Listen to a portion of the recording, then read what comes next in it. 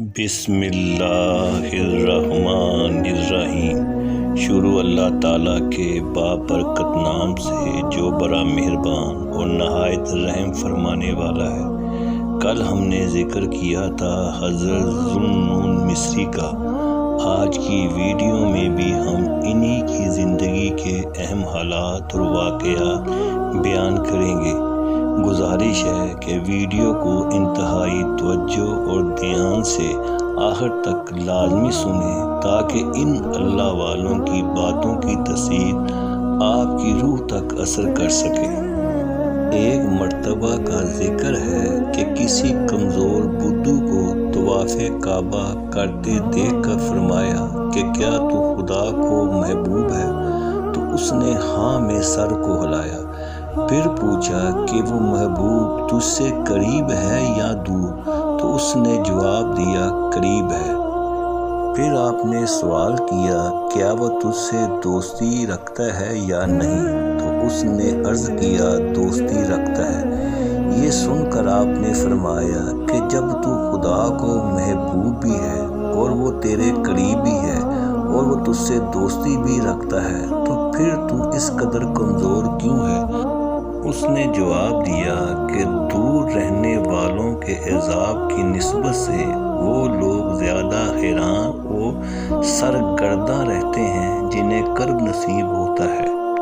روایت ہے کہ ایک خود ساختہ خدا کے عاشق جس نے خود کو دوست مشہور کر رکھا تھا، اس کی عیادت کے لیے آپ تشریف لے گئے تو اس نے کہا کہ جو خدا کے عطا کردہ درد میں اذیت کا احساس کرے وہ کبھی دوست نہیں ہو سکتا، لیکن آپ نے فرمایا کہ جو خود کو خدا کا دوست کہتا ہے وہ اس کا دوست نہیں ہو سکتا۔ یہ سن کر اس نے توبہ کرتے ہوئے کہا کہ آج کے بعد میں کبھی بھی خود کو خدا کا دوست نہیں کہوں گا۔ ایک شخص آپ کی عیادت کے لیے حاضر ہوا اور عرض کیا کہ دوست کا عطا کردہ درد بھی محبوب ہوتا ہے۔ تو آپ نے فرمایا کہ اگر تو اس سے واقف ہوتے تو اتنی بے ادبی سے اس کا نام نہ لیتے۔ آپ نے اپنے احباب میں سے کسی کو تحریر کیا کہ اللہ تعالی ہم دونوں کو نادانی کی چادر سے ڈھانپ کر تمام دنیاوی چیزوں سے اس طرح بے خبر کر دے کہ ہم اس کی مرضی کے مطابق کام کریں اور وہ ہم سے خوش رہے۔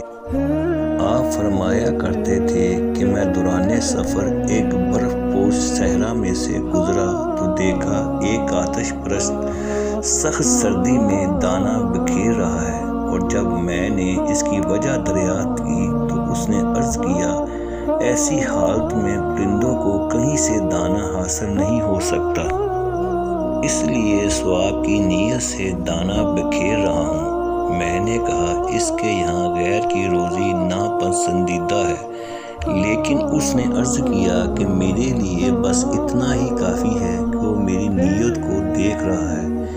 اس کے بعد میں نے آتش پرست کو ایام حج میں نہایت ذوق و شوق کے ساتھ طواف کعبہ میں مصروف پایا، اور طواف کے بعد اس نے مجھ سے کہا کہ آپ نے دیکھا جو دانہ میں نے بکھیرا تھا اس کا ثمر بہتر شکل میں ملا ہے۔ یہ سنتے ہی میں نے پرجوش لہجے میں اللہ تعالیٰ سے عرض کیا کہ تو نے 40 برس آتش پرستی کرنے والے کو چند دانوں کے عوض اتنی عظیم نعمت کیوں عطا کر دی؟ تو ندا آئی کہ ہم اپنی مرضی کے مختار ہیں اور ہمارے امور میں کسی کو مداخلت کی اجازت نہیں۔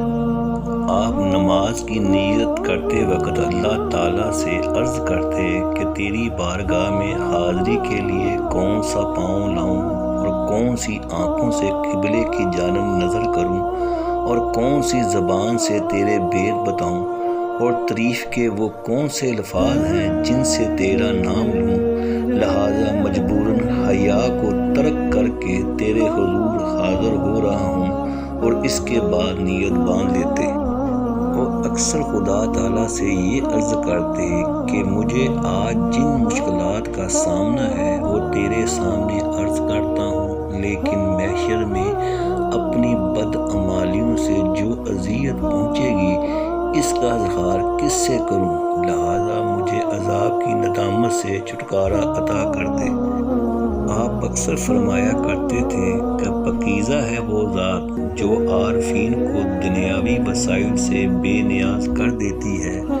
حجاب چشم ہی سب سے بڑا حجاب ہے، جس کی وجہ سے غیر شرعی چیزوں پر نظر نہیں پڑتی، اور فرمایا کرتے تھے شکم سیر کو حکمت حاصل نہیں ہوتی، اور آپ نے فرمایا کہ گناہ سے تائب ہو کر دوبارہ گناہ کرنا دروغ گوئی ہے۔ آپ نے فرمایا سب سے بڑا دولت مند وہ ہے جو تقوی کی دولت سے مالا مال ہے۔